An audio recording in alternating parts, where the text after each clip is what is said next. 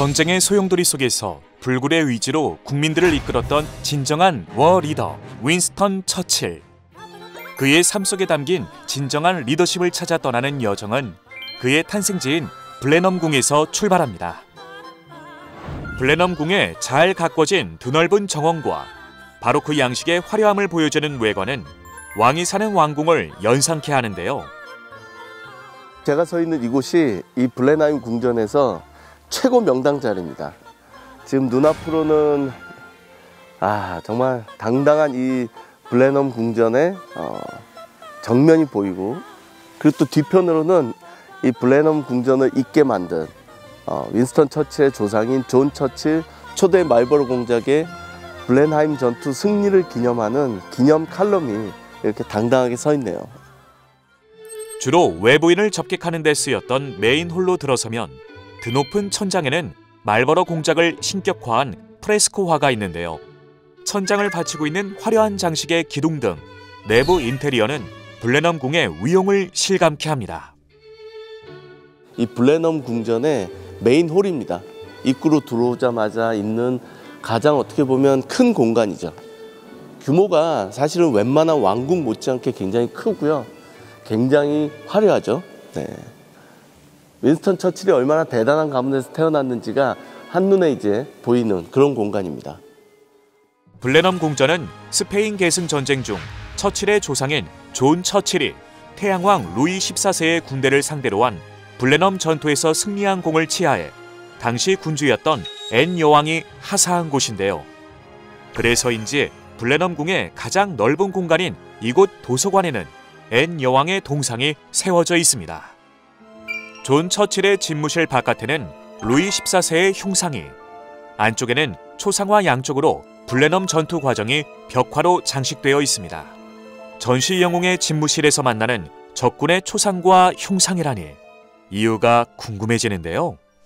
루이 14세와 관련된 초상화라든지 아니면 저렇게 흉상 같은 게 있는 이유는 존 처칠이라고 하는 윈스턴 처칠의 조상이 스페인 왕위 계승 전쟁에서 루이 14세를 상대로 해서 계속해서 승리를 거뒀거든요. 내가 그 대단한 사람을 상대로 끊임없이 승리를 했다. 한마디로 말해서 내가 더 잘났어 라는 걸 표현하기 위해서 오히려 이제 루이 14세를 굉장히 띄워주는 것 같은 겁니다. 말버러 가문의 웅장함을 몸소 느낄 수 있는 집무실에서 조금 더 안쪽으로 이동하면 드디어 윈스턴 처칠이 태어났다는 방을 만날 수 있는데요. 150년 전 위대한 영웅의 탄생 순간을 그대로 간직하고 있습니다. 바로 이 방에서 지금으로부터 이제 150년 전인 1874년 11월 30일에 윈스턴 처칠이 태어났습니다. 150년 전에 이 방에서 태어났던 그 갓난아이가 세월이 흘러 대영 제국의 수상이 되고 전쟁 리더가 돼서 자유민주주의와 그리고 이제 그 당시에 좀 더 나은 세상을 만들고자 하는 이제 그런 사람들을 구해내는데 결정적인 기여를 하게 됐다. 그걸 누가 알았겠어요. 그냥 단순히 부잣집 귀족의 손자, 그냥 그 정도로 축하를 받았을 겁니다. 근데 알고 봤더니 그는 세상을 구한 위대한 영웅으로 거듭나게 된다. 이제 그런 거죠. 블렌엄궁 곳곳에서 만날 수 있는 할아버지의 업적들, 그리고 말버러 가문은 처칠에게 어떤 의미였을까요? 어려서부터 자기가 어떤 가문 출신인지, 그리고 어떻게 보면 자기의 먼 조상인 존 처칠이 어떤 위협을 쌓았는지, 그래서 영국 역사에서 어떤 위치를 차지하고 있고 사람들로부터 어떤 평가를 받았는지를 어떻게 보면 누구보다도 가장 이제 예민하게 받아들이면서 자랐을 겁니다. 그리고 처칠의 이런 성향은 훗날 그가 영국 사회를 위해 헌신하는 데 큰 영향을 끼쳤습니다.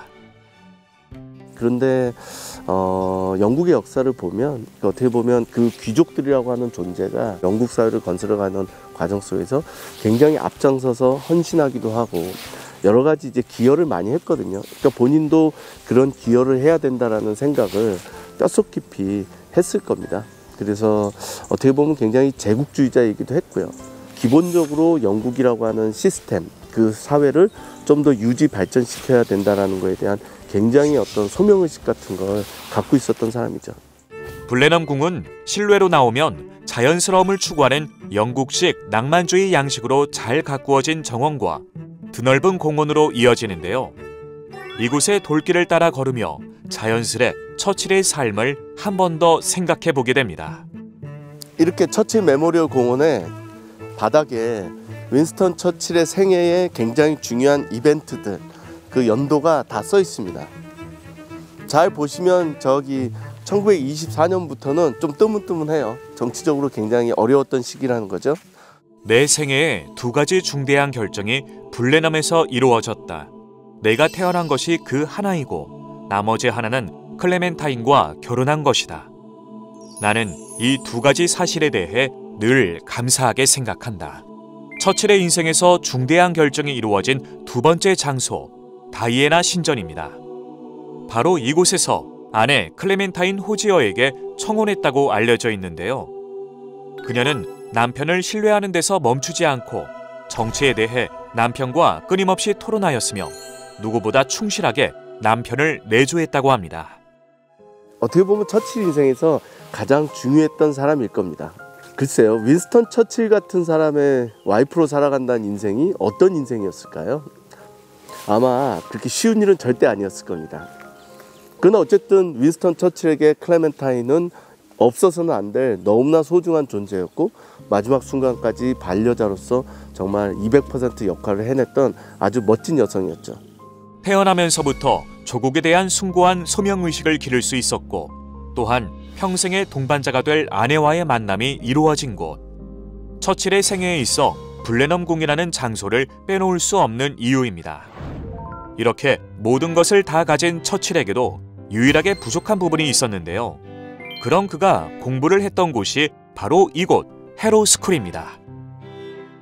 처칠은 사실은 학창시절의 두각을 나타냈던 그런 사람은 아니거든요. 그러나 처칠은 결국 자신의 모든 약점을 극복해 나가면서 우리가 오늘날 기억하고 있는 그 처칠로 성장하게 됩니다. 그러니까 저는 처칠의 어린 시절을 생각할 때마다 드는 건 이런 거예요. 우리가 학생을 쉽게 판단할 수 없다. 결국 사람은, 인생은 살아봐야 아는 겁니다. 그 누가 이 해로우에서 개구장이었고 못했던 처칠이 우리가 기억하는 세상을 구한 처칠로 성장할 거라고 상상이나 했겠어요? 어떻게 보면 인생이 그런 거죠. 낙제생에서 학교를 빛낸 인물로 돌아와 모두가 열광하는 연설의 주인공이 되는 한 편의 반전 드라마를 떠올리며 멋진 풍경을 눈에 담아봅니다. 처칠은 샌드허스트 육군사관학교를 졸업하고 기병으로 임관하게 되는데요. 이후 그는 자신의 인생에서 절대 빼놓을 수 없는 전쟁이라는 인연을 만나게 됩니다. 처칠은 쿠바, 인도, 남아프리카 등지에서 직접 전투에 참여해 다양한 전쟁 경험을 쌓는데요. 제대 후 보어전쟁 당시의 처참한 상황들을 취재하러 케이프타운으로 향하던 도중 보호군의 포로로 잡히게 됩니다. 그러나 그는 극적으로 수용소를 탈출, 전쟁 영웅으로 일약 스타덤에 오르게 되죠. 그리고 대중적인 인기를 바탕으로 1900년 10월 처칠은 하원 의원에 당선되면서 드디어 의회에 발을 들이게 되는데요. 60년 의회 인생의 막이 비로소 오르는 순간입니다. 윈스턴 처칠의 인생에서 가장 의미가 있는 장소를 하나 고르라고 하면 바로 이곳일 겁니다. 어떻게 보면 정말 타고난 정치인인 겁니다. 이곳에서 여러 차례 장관도 했고요. 수상도 2번이나 했고요. 그리고 1차 세계대전과 2차 세계대전이라고 하는 미중의 위기를 극복하는 데도 또 굉장히 많은 역할을 했죠. 그곳이 바로 이곳입니다. 처칠의 인생에서 뗄래야 뗄 수 없는 공간이죠. 귀족 가문의 후손으로 태어나 명문학교의 낙제생이었던 그가 전쟁이라는 운명적 만남을 통해 장교로, 종군기자로, 전쟁 영웅으로 마침내 정계 진출까지 해낸 처칠. 숱한 인생의 전환점을 거쳐 영국의 근현대사 그 자체로 영국인들이 뽑은 위대한 인물이 된 그를 통해 우리가 보아야 할 것은 무엇일까요? 오늘날 세상은 어쩌면 1차 세계대전과 2차 세계대전이 일어나던 그 직전과 굉장히 유사한 경향성을 보이고 있습니다.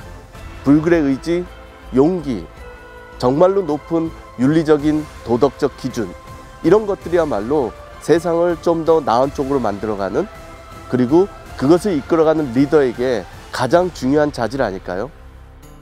세상을 나에게 유리한 방향으로 바꾸고자 하는 이들의 욕망이 낳은 전쟁, 그리고 많은 이들의 희생을 대가로 하는 평화. 그 속에서 우리는 어떤 방향으로 나아가야 할까요? 계속해서 그 질문에 대한 답을 처칠과 역사를 통해 함께 찾아나가 봅니다.